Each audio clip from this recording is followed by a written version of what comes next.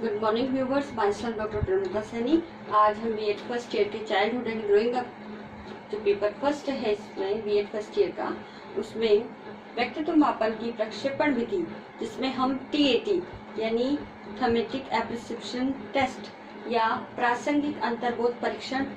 के ऊपर स्टडी कर रहे हैं। और इसमें आज का जो टॉपिक है मेन, वह है परीक्षण की उपयोगिता एवं निष्कर्ष। हम इसे 2 वीडियोस के अंदर बनाएंगे। आज के इस वीडियोस में उपयोगिता से संबंधित कुछ इसके फैक्ट्स हैं, उसके ऊपर हम डिस्कस करेंगे। तो पूर्व की वीडियो में टीएटी जो टेस्ट है, इस टेस्ट का परिचय, इसका प्रशासन, इसका मूल्यांकन, जिसके अंतर्गत इसकी विश्लेषण और व्याख्या के ऊपर हमने वीडियो बना दिए हैं। आप पहले उन वीडियोस को देखिएगा, उसके बाद ही इस परीक्षण की उपयोगिता और निष्कर्ष के बारे में इस वीडियो को देखिएगा, ताकि एक कनेक्टिविटी होगी और ज्ञान का जब क्रमबद्ध रूप से व्यवस्थित जो है प्रदर्शन या प्रस्तुतिकरण होता है, तो ज्ञान का स्थायीकरण होने में बहुत ही सुविधा होती है। और अब हम इस टीएटी परीक्षण की उपयोगिता पर डिस्कस करेंगे। सबसे पहले तो इस परीक्षण की उपयोगिता है कि इस परीक्षण जो टीएटी परीक्षण है, तो इस परीक्षण का उपयोग बैटरी या समूह के लिए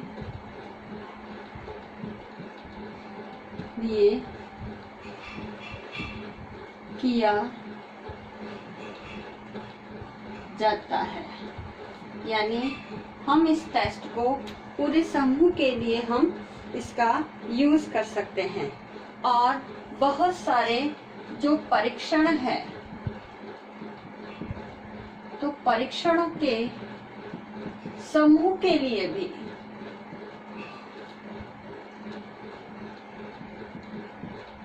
यानी किसी व्यक्ति पर उसके व्यक्तित्व परीक्षण संबंधी गुण और विशेषताओं का जब हमें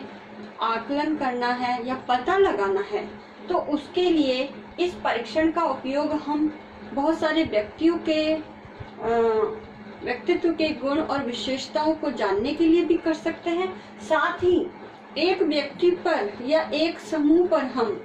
कई परीक्षणों को एक साथ अप्लाई कर सकते हैं। उसमें से टीएटी भी एक परीक्षण है जो व्यक्ति के व्यक्तित्व के गुण या विशेषताओं का मापन करता है। दूसरा, इस परीक्षण का उपयोग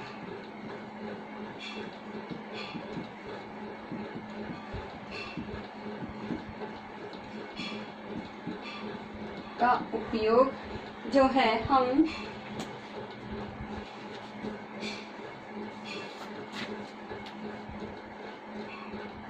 परीक्षार्थी की विभिन्न जो हमारा परीक्षार्थी है जिस पर हम ये टेस्ट अप्लाई कर रहे हैं, उसकी विभिन्न कहानी या कहानियों, क्योंकि जब हम 20 कार्ड उसे प्रस्तुत करते हैं तो 20 कहानियां हमारे सामने प्रत्येक कार्ड के हमें निकल करके आती है। तो उन कहानियों के माध्यम से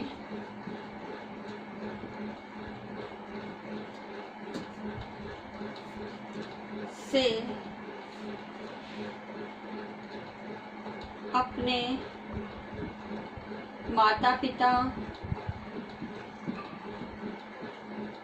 साथियों, यानी जो भी उस परीक्षार्थी के साथी है, साथियों, अन्य प्राधिकरणों,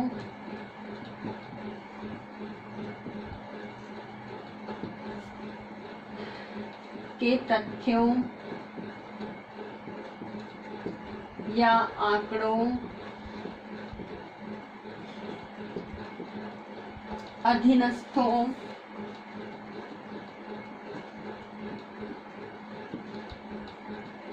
अधीनस्थों अपने जीवन के नजदीकी रिश्तों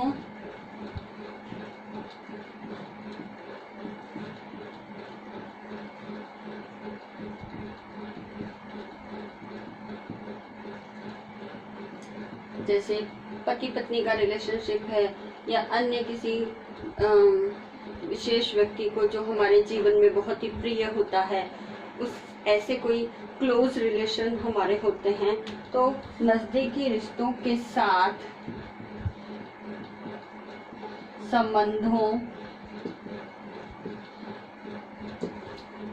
संबंधों की अपेक्षाओं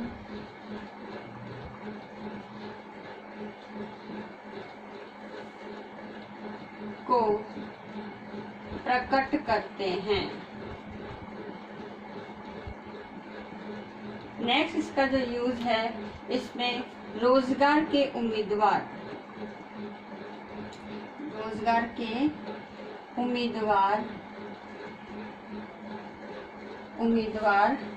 के व्यक्तित्व के आकलन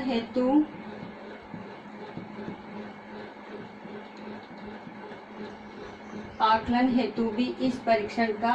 जो यूज है वो किया जा सकता है। यानी रोजगार के अंदर जब रोजगार के लिए जब हम प्रयास करते हैं और उसमें हमें सफलता प्राप्त नहीं हो पाती, तो हमारे मन के जो मानसिक तनाव है, समस्याएं हैं, उसकी स्टडी करके उस व्यक्ति के व्यक्तित्व का आकलन किया जा सकता है। नेक्स्ट इसमें उच्च स्तर के कौशल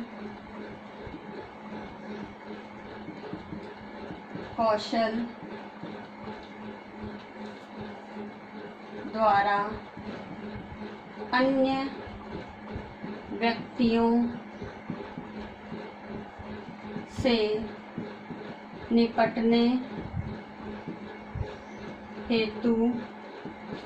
या उच्च स्तर के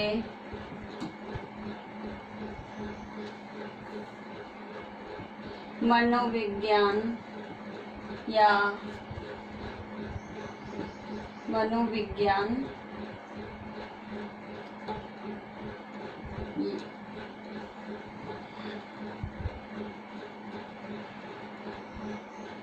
इसमें हम मनोवैज्ञानिक शब्द का प्रयोग करेंगे। मनोवैज्ञानिक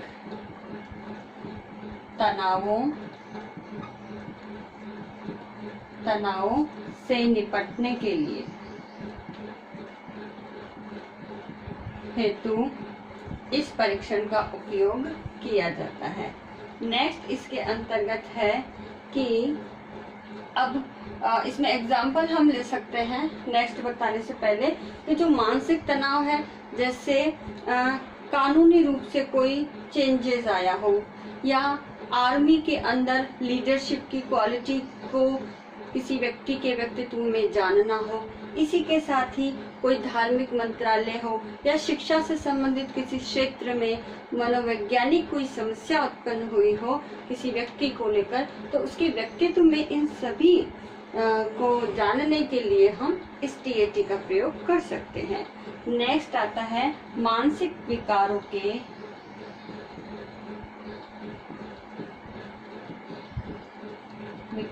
के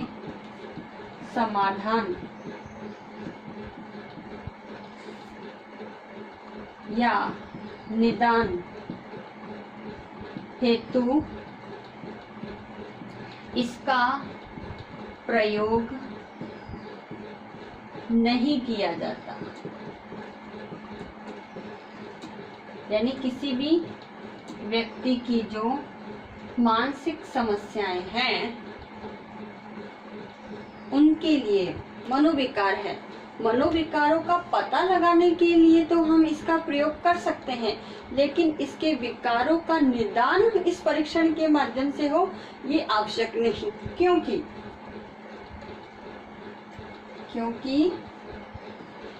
इसके अंतर्गत जो है अक्सर ये टेस्ट ऐसे व्यक्तियों पर प्रयोग में लाया जाता है जिनके व्यक्तित्व का आकलन करने के लिए या गुणों का पता लगाने के लिए या उनके अंदर कोई मानसिक विकार है। ऐसे व्यक्ति जिनके अंदर मानसिक विकार है उसको जानने के लिए पहले से ही कोई ना कोई टेस्ट अप्लाई किया जा चुका होता है और उसके आधार पर हमें ये तो पता लग जाता है कि संबंधित व्यक्ति के व्यक्तित्व के ये तो गुण है या ये विशेषताएं हैं या इस व्यक्ति के अंदर ये मानसिक विकार है, ये तो हमें पता लग जाता है। लेकिन इसके बावजूद भी हम इसकी पुष्टि करने के लिए टीएटी परीक्षण का भी प्रयोग करते हैं। इसलिए हम ये नहीं कह सकते कि मात्र टीएटी परीक्षण के द्वारा ही हम मानसिक विकारों का निदान या समाधान कर सकते हैं, बल्कि कई ऐसे भी परीक्षण हैं जिनका प्रयोग करके हम जो हमारी मनोवैज्ञानिक समस्याएं हैं उनका समाधान कर सकते हैं। तो इस टीएटी परीक्षण से पूर्व भी कई परीक्षार्थियों पर अन्य टेस्ट भी अप्लाई किए जा चुके होते हैं, जिसके कारण ये टीएटी परीक्षण से पहले ही उनकी मानसिक विकारों का हमें पता चल चुका होता है। तो ये परीक्षण जो है मानसिक विकारों का समाधान निपटने के लिए या समाधान करने के लिए या निदान करने के लिए इसका प्रयोग नहीं किया जाता, लेकिन फिर भी ये माना जाता है कि ये जो टीएटी परीक्षण है, ये टीएटी परीक्षण सबसे उपयुक्त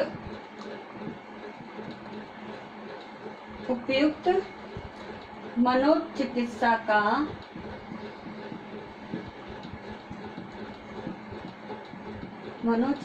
का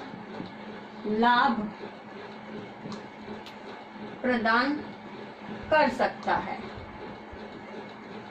यानी इसका बेनिफिट तो है, जब हम इसका यूज करेंगे तो कोई ना कोई लाभ तो हमें प्राप्त होगा और वो लाभ मनोचिकित्सा के रूप में होगा। तो इस प्रकार से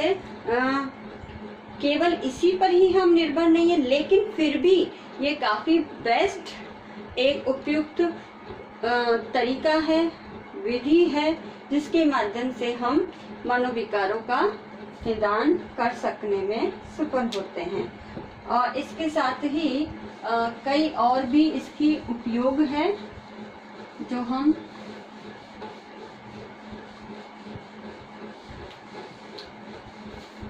अब नेक्स्ट बिंदुओं में स्पष्ट करते हैं।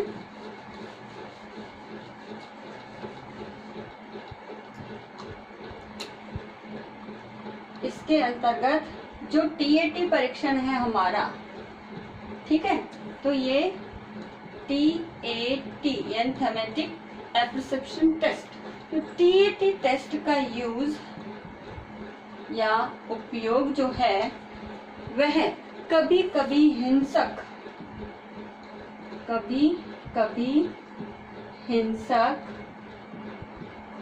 व्यक्तियों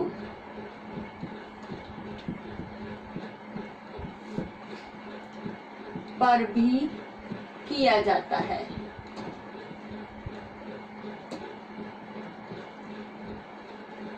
तो ये जो हिंसक व्यक्तियों पर इसका प्रयोग किया जाता है, तो इसके अंतर्गत जो हिंसक अपराधी है, ठीक है, तो हिंसक अपराधी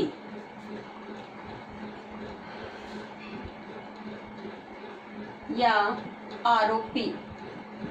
जो भी है, व्यक्तियों की प्रेरणाओं, यानी उसने ये जो हिंसा की उसके लिए उसे प्रेरणा कहाँ से प्राप्त हुई, तो व्यक्तियों की प्रेरणाओं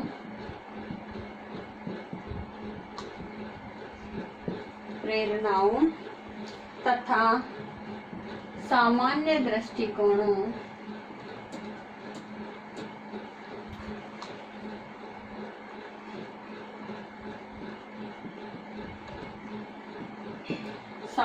दृष्टिकोणों के मूल्यांकन हेतु भी इस टेस्ट का प्रयोग किया जा सकता है। और इसमें कभी कभी जो फॉरेंसिक होते हैं लैब, उन फॉरेंसिक लैब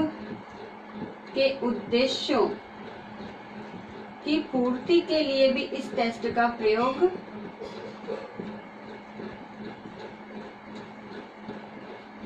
हेतु भी इस जो टेस्ट का उपयोग किया जाता है। ज्यादातर जो सीबीआई वगैरह है तो उसमें इस तरह के कोई ऐसे आरोपी आते हैं, ऐसे क्रिमिनल्स आते हैं, अपराधी, तो उनके व्यक्तित्व के अंदर ये जो घटना घटी जिसके कारण उसके अंदर उसने मानसिक रूप से विक्षिप्त या तनाव में आकर के इस प्रकार की कोई घटना घट गई है, किसी ने किसी का मर्डर कर दिया है, तो उसके लिए उसे कहाँ प्रेरणा प्राप्त हुई या उसका कौन सा ऐसा जनरल एटीट्यूड डेवलप हुआ जिस कारण से उसने ये इस प्रकार का काम करने के लिए प्रेरणा मिली। तो इसके लिए भी फॉरेंसिक जो हमारी लैब है CBI, जब जिसकी फॉरेंसिक लैब में टेस्टिंग के लिए कोई एविडेंस को देती है या किसी व्यक्ति को टेस्टिंग के लिए भेजती है, तो उसमें भी इस TAT परीक्षण का यूज करके उस व्यक्ति के इस प्रकार के जो अपराध है उसके कारणों का पता लगाया जाता है। नेक्स्ट इसके अंतर्गत है कि मनोचिकित्सा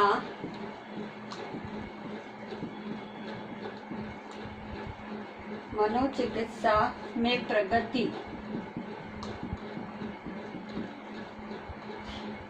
का आकलन करने के लिए भी